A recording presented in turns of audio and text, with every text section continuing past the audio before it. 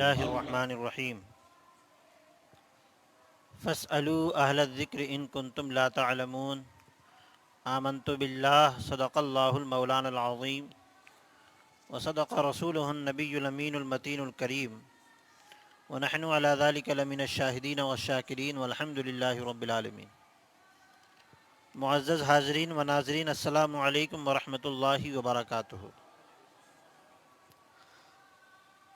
درود پاک پڑھیں۔ اللہم صلی علی سیدنا و مولانا محمد وبارک وسلم، صلاۃ و سلام علیک یا رسول اللہ صلی اللہ تعالی علیہ وسلم۔ ایک مرتبہ اور نبی اور آل نبی پر درود پاک پڑھیں۔ اللہم صلی علی سیدنا و مولانا محمد وعلی آل سیدنا و مولانا محمد وبارک وسلم، صلاۃ و سلام علیک یا رسول اللہ صلی اللہ تعالی علیہ وسلم۔ معزز حاضرین، بحمدہ تعالی و بتوفیق الہی، آج الفقہ الاسلامی کے 16ویں نشست میں ہم حاضر ہیں۔ پچھلی نشست جو تھی وہ دو نمازوں کو ایک وقت میں جمع کرنے کے حوالے سے تھی کہ کس وقت جمع کر سکتے ہیں اور کیا صورتحال بن سکتی ہے۔ آج جو مسئلہ بیان کیا جا رہا ہے وہ کتنے اوقات ہیں کہ جن میں نماز پڑھنا درست نہیں ہے۔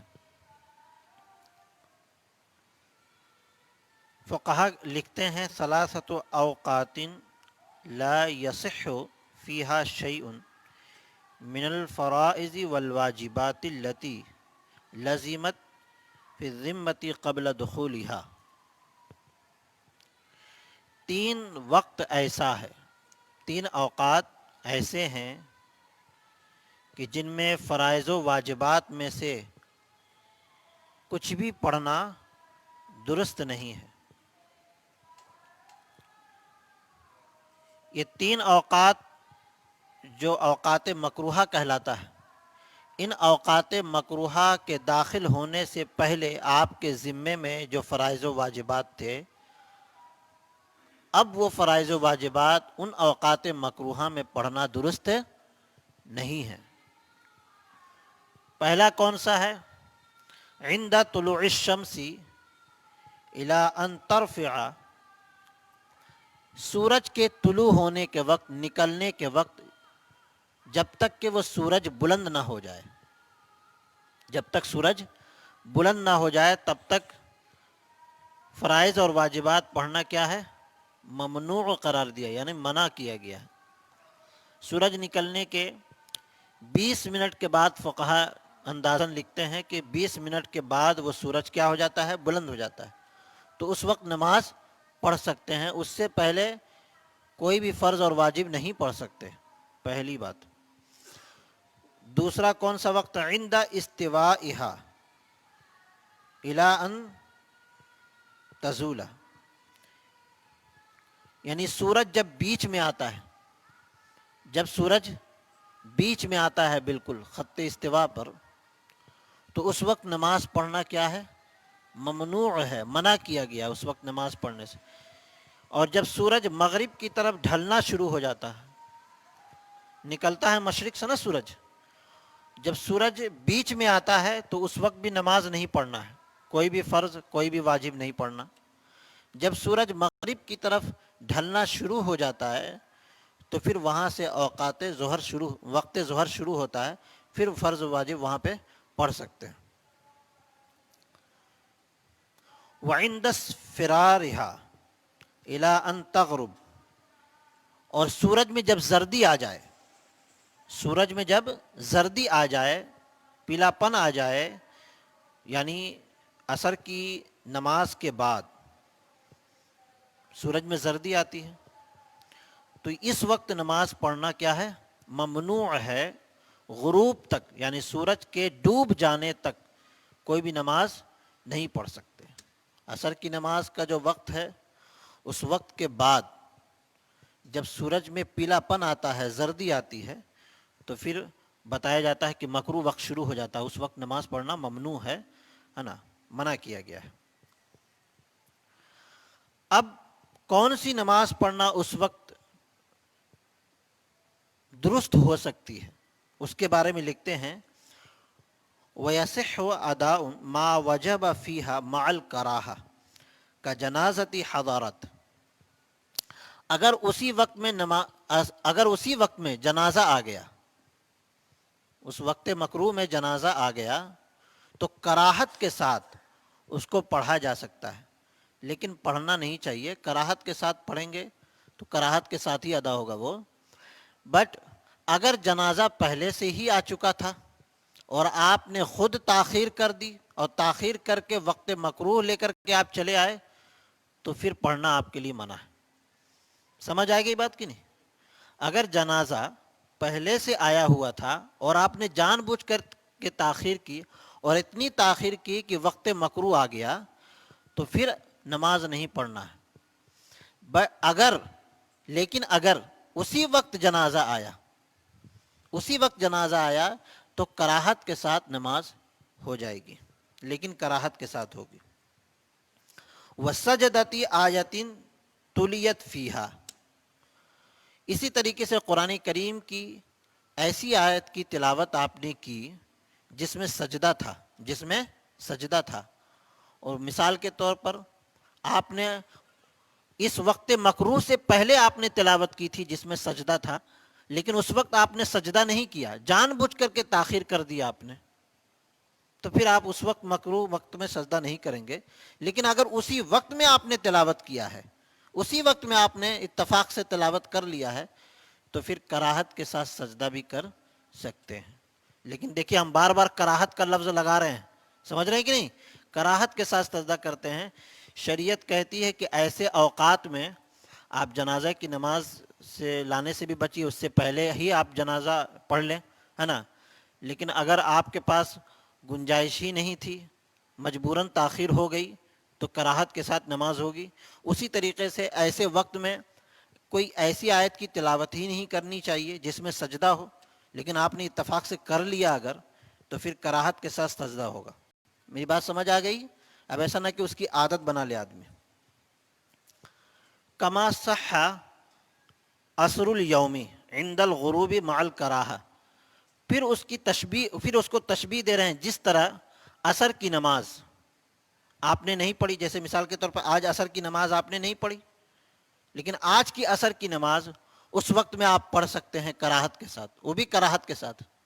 سمجھ بات آ رہی؟ وہ جو 20 منٹ جو سورج غروب ہونے سے پہلے کا جو 20 منٹ ہوتا ہے نا، وہ کراہت کا وقت ہو، مکروہ وقت اس کو کہتے ہیں اس کو، تو اس وقت نماز ہو جائے گی لیکن کراہت کے ساتھ۔ تو جس طرح عصر کی نماز کراہت کے ساتھ ہوگی، اسی طریقے سے سجدہ تلاوت بھی کراہت کے ساتھ ہوگی اور نماز جنازہ بھی کراہت کے ساتھ ہوگی، یہ کہنا چاہ رہے ہیں۔ اب تو یہ 3 وقت بتا دیا کہ اس میں نماز وغیرہ نہیں پڑھنا چاہیے۔ پھر بتا رہے 3 وقت ایسے ہیں جس میں نفل پڑھنا مکروہ ہے، اگرچہ نظر کی نیت ہی سے صحیح ہو۔ اگر مطلقاً نظر مانا کسی نے، ہے نا، کہ یہ کام میرا ہو جائے گا تو میں 2 رکعت نفل نماز پڑھوں گا، تو پھر اس وقت مکروہ میں نفل نماز نہیں پڑھ سکتا۔ لیکن اگر اس نے نیت ہی کر لی کہ یہ کام میرا ہو جائے گا تو انہی اوقات میں نفل نماز پڑھوں گا، اگر اس نے نیت ہی کر لی تو پھر اسی وقت میں پڑھے وہ۔ 2 بات سمجھ آئی کیا؟ اگر اس نے مطلقاً نیت کی، یعنی اوقات کی قید نہیں لگائی، وقتوں کی قید نہیں لگائی، اس نے مطلقاً نیت کی کہ اگر میرا یہ کام ہو جائے گا تو 2 رکعت نفل نماز پڑھیں گے، تو پھر مکروہ وقت میں 2 رکعت نفل نماز پڑھنا مکروہ ہے۔ سمجھ آ گئی بات؟ لیکن اگر اس نے قید لگا دی کہ میرا یہ کام ہو جائے گا تو انہی اوقات میں نفل نماز پڑھوں گا، تو پھر اس وقت بتا رہے ہیں کہ نفل نماز پڑھ سکتا ہے۔ سمجھ آ گئی بات کہ نہیں؟ اسی طریقے سے طواف، بیت اللہ کا جو طواف کرتے ہیں، بیت اللہ کے طواف کے بعد 2 رکعت پڑھنا واجب ہوتا ہے نا، بیت اللہ کے طواف کے بعد 2 رکعت پڑھنا واجب ہوتا ہے، لیکن بیت اللہ کا طواف کیا اور اسی وقت مکروہ وقت میں بھی مکروہ وقت ہی میں طواف کیا، تو اب وہ 2 رکعت جو نفل پڑھنا واجب تھا اس کے اوپر سے ساقط ہو گیا، وہ نماز اس وقت نفل نماز نہیں پڑھے گا، وہ 2 رکعت نفل نماز اس وقت نہیں پڑھے گا، مکروہ وقت میں نہیں پڑھے گا۔ میری بات سمجھ آئی؟ طواف بیت اللہ جو کرتے ہیں اس کے بعد 2 رکعت پڑھنا واجب ہوتا ہے نا، لیکن اگر مکروہ وقت میں کیا اس نے، یا پہلے کیا تھا، یا پہلے طواف کیا تھا، 2 رکعت پڑھنا اس کو اسی وقت تھا، لیکن جان بوجھ کر اس نے تاخیر کر دیا اور مکروہ وقت لے آیا، تو پھر وہ نماز اس وقت بھی نہیں پڑھے گا، اور اگر مکروہ وقت ہی میں طواف کیا اس نے تب بھی وہ 2 رکعت نفل نماز نہیں پڑھے گا۔ اس کے بعد پھر کہتے ہیں کہ فجر کے طلوع ہونے کے بعد نفل پڑھنا مکروہ ہے۔ صبح صادق کے بعد فجر کا وقت شروع ہو جاتا ہے نا، تو فجر کے طلوع ہونے کے بعد کوئی نفل نماز نہیں ہے سوائے فجر کی نماز کے۔ یہ بات سن لیجیے، اکثر لوگ یہ سب مسئلہ ہمیشہ برابر پوچھتے رہتے ہیں، حالانکہ کتنی مرتبہ بتایا جاتا ہے لیکن تب بھی لوگوں کے ذہن میں نہیں آتا یہ سب، ہے نا۔ فجر کے طلوع ہونے کے بعد کوئی بھی نفل نماز پڑھنا کیا ہے؟ مکروہ ہے، سوائے سنت کے کوئی نفل نماز نہیں ہے، فجر کی سنت ہی پڑھ سکتے ہیں اس وقت۔ وبعد صلاتہ، اور فجر کے فرض نماز کے بعد بھی، فجر کے فرض نماز کے بعد بھی نفل پڑھنا کیا ہے؟ مکروہ ہے، منع کیا گیا ہے، اس وقت نہیں پڑھ سکتے آپ، ہے نا۔ یعنی طلوع فجر یعنی صبح صادق سے فجر کا وقت شروع ہوتا ہے، تو اس وقت فقہا یہ کہتے ہیں کہ سوائے فرض فجر کے اور سنت فجر کے کوئی نماز نہیں ہے اس وقت، اور المغرب، مغرب کی نماز سے پہلے بھی کوئی نفل نماز نہیں ہے، عصر کی نماز کے بعد بھی کوئی نفل نماز نہیں، مغرب کی نماز سے پہلے بھی کوئی نفل نماز نہیں۔ اس سے پہلے میں بتا چکا ہوں کہ عصر کی نماز کے بعد نفل نماز نہیں ہے، لیکن قضا نماز اگر کوئی پڑھنا چاہتا ہے تو پڑھ سکتا ہے، بٹ یہ کہ جو 20 منٹ مکروہ وقت شروع ہوتا ہے اس وقت قضا نماز بھی اسٹاپ نہیں پڑھ سکتے۔ سمجھ آ رہی کہ نہیں بات؟ ہاں۔ وقبل صلاۃ المغرب وعند، پھر کہتے ہیں وعند الاقامت، وعند الاقامت، اقامت جب مکبر اقامت کہتا ہے، مؤذن صاحب جب اقامت کہتے ہیں تو اس وقت بھی کوئی بھی نفل نماز اور سنت بھی نہیں پڑھ سکتے، فرض میں شامل ہو جائیے، سوائے فجر کی سنت کے، سوائے فجر کی سنت کے آپ جو ہے کوئی بھی سنت اور نفل اقامت کے وقت نہیں پڑھ سکتے۔ بات آ رہی جب مکبر اقامت کہتا ہے تو۔ پھر کہتے ہیں وقبل العید، عید کی نماز سے پہلے بھی کوئی نفل نماز نہیں ہے، عید کی نماز سے پہلے بھی کوئی نفل نماز نہیں ہے، ولو فی المنزل، اگرچہ گھر میں ہی ہو، اگرچہ گھر میں ہی پڑھنا چاہے نفل نماز، لیکن گھر میں بھی عید کی نماز سے پہلے نفل نماز نہیں پڑھ سکتے۔ عید کی نماز کے بعد بھی عیدگاہ میں نفل نماز نہیں پڑھ سکتے، گھر میں پڑھ سکتے ہیں۔ سمجھ بات آ رہی ہے؟ عید کی نماز کے بعد بھی عیدگاہ میں نفل نماز نہیں پڑھ سکتے، گھر میں پڑھ سکتے۔ اور 2 نمازوں کو جو جمع کرنے کا بتایا تھا نا پچھلے جمعہ میں، کہ مقام عرفات میں ظہر اور عصر کو جمع کریں گے، تو وہ ظہر اور عصر کے درمیان بھی 2 فرض ہے نا، ظہر اور عصر، اس درمیان بھی کوئی نفل نماز نہیں پڑھ سکتے۔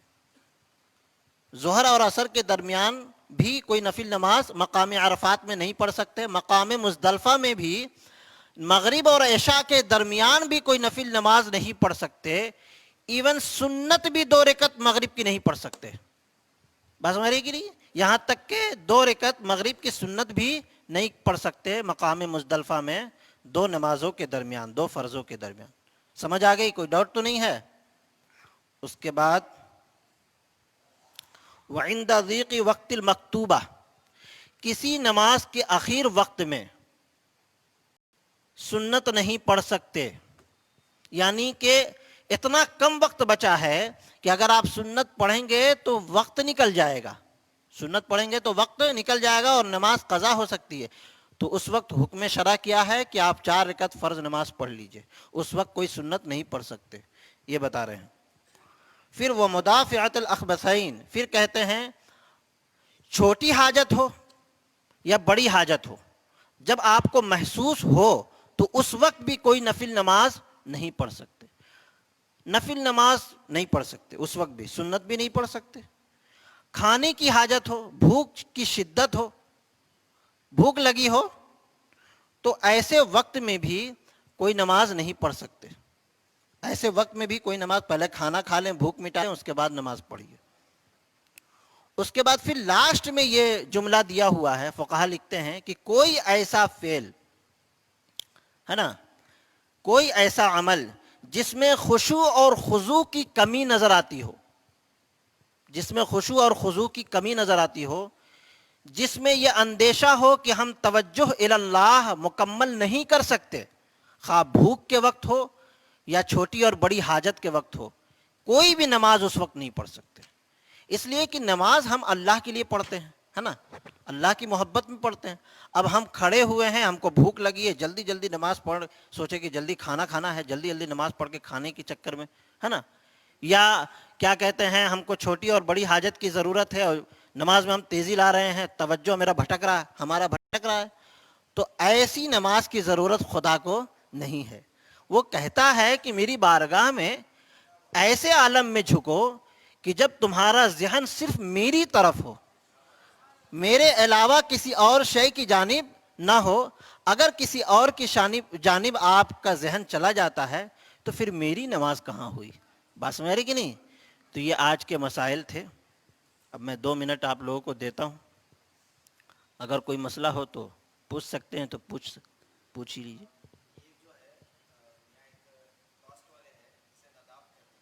ہوں.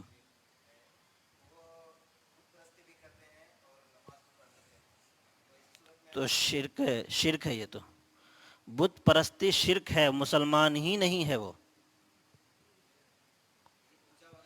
ہاں تو مسلمان کہاں؟ نہیں تو نمازی، اس کی نمازی نہیں، مسلمان ہی نہیں. تو اللہ تبارک و تعالی ہر گناہ معاف کر دے گا، لیکن شرک کبھی معاف نہیں کرے گا.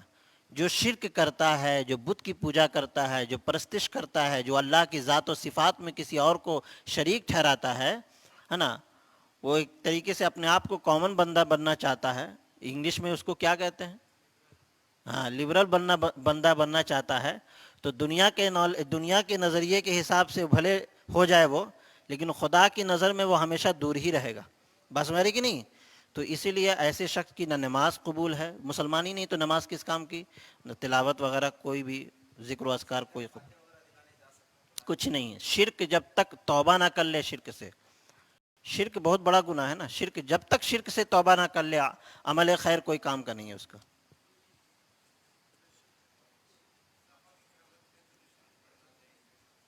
ناپاکی کی حالت میں درود شریف پڑھنا ادب کے خلاف ہے، ادب کے خلاف ہے. لیکن اگر کوئی پڑھ لے تو کوئی دقت نہیں ہے، لیکن ادب کے خلاف ہے. قرآن کی آیت نہیں پڑھ سکتے ناپاکی کی حالت میں، تو درود بھی نہ پڑھیے. سمجھ بات آ رہی کہ نہیں؟ تو لیکن ادب کے خلاف ہے یہ. جی، مجبور ہے تو بات الگ ہے.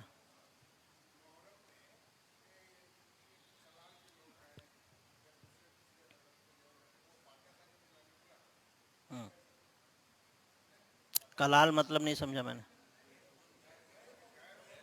نہیں نہیں نہیں، غیر قوم کے ہاں کا کوئی فاتحہ نہیں ہوگا، یہ سب جہالت ہے نا. فاتحہ کہتے ہیں ثواب کے عمل کو، ہے نا. اگر کوئی غیر قوم ہے وہ فاتحہ آپ سے دلا رہا ہے تو آپ دینے والے بھی آپ گنہگار ہوں گے. سمجھ بات آ رہی کہ نہیں ہے؟ اس کے حق میں کوئی اچھا کام کر دیجئے، ہے نا، اس دنیاوی اعتبار سے اس کے ساتھ کچھ احسان وغیرہ کر دیجئے. جانے والے کو نہیں جانا چاہیے. بات سمجھ آ رہی کہ نہیں؟ جانے والے کو نہیں. اسلامی جو بھی عمل ہو وہ اسلامی دائرے میں نہ ہوگا نا، اس سے باہر نہیں ہو سکتا.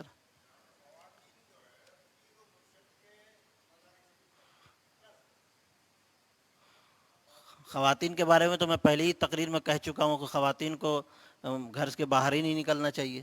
سمجھ بات آ رہی کہ نہیں؟ اس سب کے یہ سب تو کامن مسئلہ ہے، سب کو پتہ ہے. مزار پہ بھی نہیں جانا چاہیے، پیر و مرشد کے پاس بھی پردے ہی میں جانا چاہیے. سمجھ بات آ رہی؟ ہاں،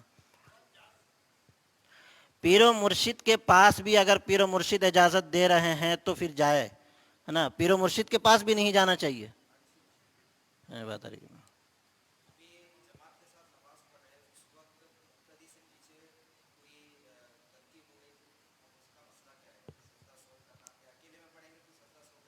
نہیں، سجدہ سو نہیں کریں گے، سجدہ سو نہیں کریں گے.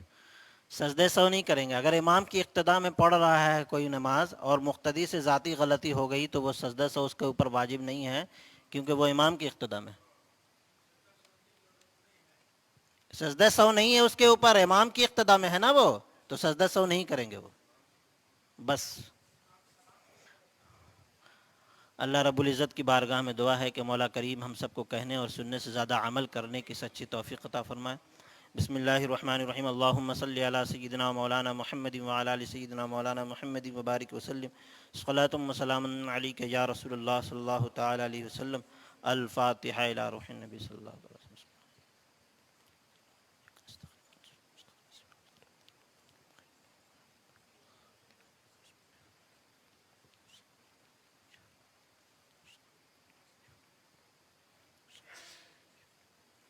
ان اللہ وملائکتہ یصلون علی النبی یا ایہا الذین آمنوا صلوا علیہ وسلموا تسلیما. صلی اللہ علی النبی الأمی وآلہ وسلم. صلاۃ و سلام علیک یا رسول اللہ صلی اللہ تعالی علیہ وسلم. سبحان ربک رب العزة عما یصفون وسلام علی المرسلین والحمد للہ رب العالمین. الله الذي لا